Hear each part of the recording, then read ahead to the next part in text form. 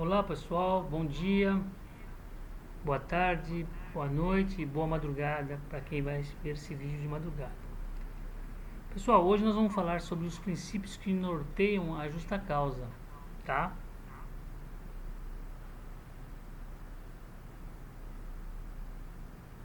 A justa causa, ela vai aplicar uma justa causa, ele precisa de se guiar por esses princípios, tá? O primeiro princípio seria o princípio da legalidade ou da previsão legal. Não há justa causa se não houver uma previsão legal. Não se pode aplicar uma justa causa inventando um motivo, tá? A justa causa ela deve estar prevista em lei, geralmente prevista no artigo 482 da CLT. Então, primeiro princípio da legalidade ou necessidade da previsão em lei, previsão legal. O segundo princípio que deve nortear as justas causas aplicadas pelos empregadores é o princípio da gravidade ou inevitabilidade do prosseguimento do contrato de trabalho. Ou seja, o que vem a ser isso?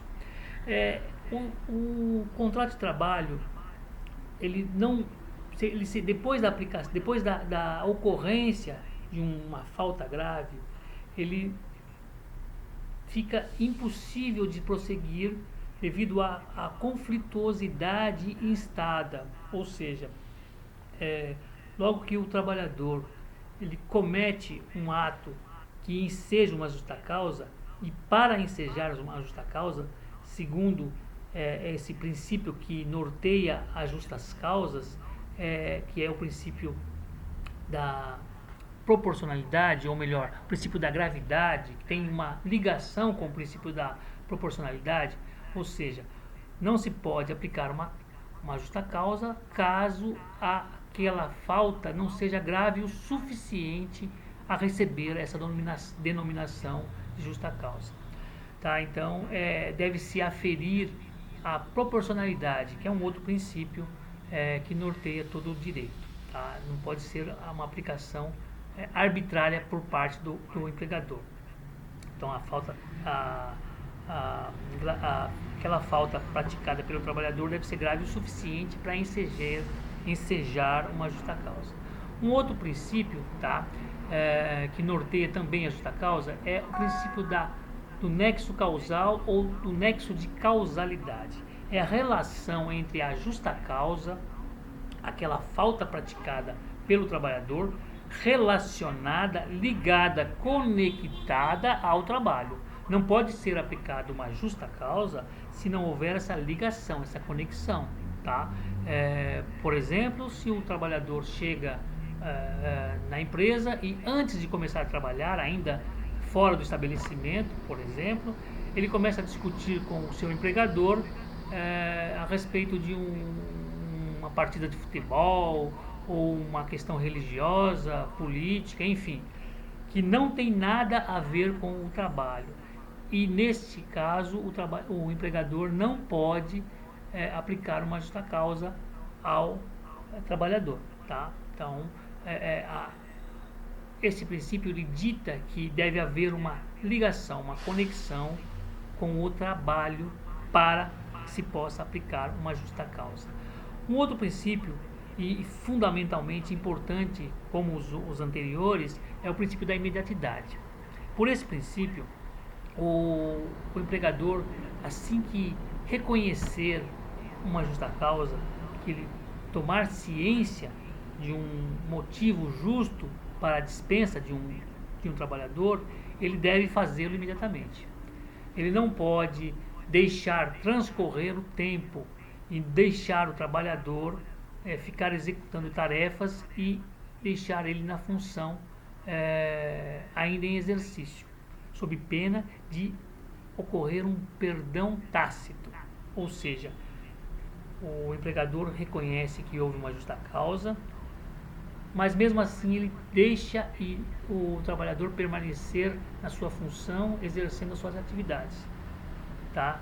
E se ele não aplicar imediatamente a justa causa, estará havendo um denominado perdão tácito, tá? Uma outra, vamos dizer assim, Um outro princípio que norteia a justa causa é o non bis in idem. O que quer dizer isso? Significa dizer que se o empregado comete algum deslize na empresa e o empregador, em vez de lhe aplicar uma justa causa, por exemplo, o empregador resolve dar uma advertência, mas posteriormente ou no dia seguinte ele resolve falar: olha, não seria uma advertência, mas sim uma justa causa, e aplica uma justa causa depois de já ter aplicado uma advertência, por exemplo, neste caso estará havendo um bis in idem, ou seja, ele estará aplicando para uma mesma falta duas penalidades, e isso não é possível. Então, este princípio também norteia a justa causa. Não pode se aplicar, não se pode, melhor, né? Não se pode aplicar uma justa causa para um fato que já houve uma punição, no caso a advertência, no nosso exemplo. Esses foram alguns dos princípios que norteiam a justa causa, e acho que mais um. A doutrina ela coloca pelo menos 10, tá? Vamos falar só nesses aqui que são os mais importantes. Esse último é bastante importante também, que é o princípio da inocência do trabalhador. Quando o empregador aplica uma justa causa no empregado, ele é que deve provar e demonstrar que houve essa justa causa, e não o trabalhador. Então o trabalhador não tem que demonstrar que não houve uma justa causa, até porque é muito complicado, né, você provar que você não fez algo. Então, quem tem que demonstrar que houve aquele fato, aquela justa causa, que ocorreu um justo motivo para a dispensa, é o empregador. Pessoal, é isso aí.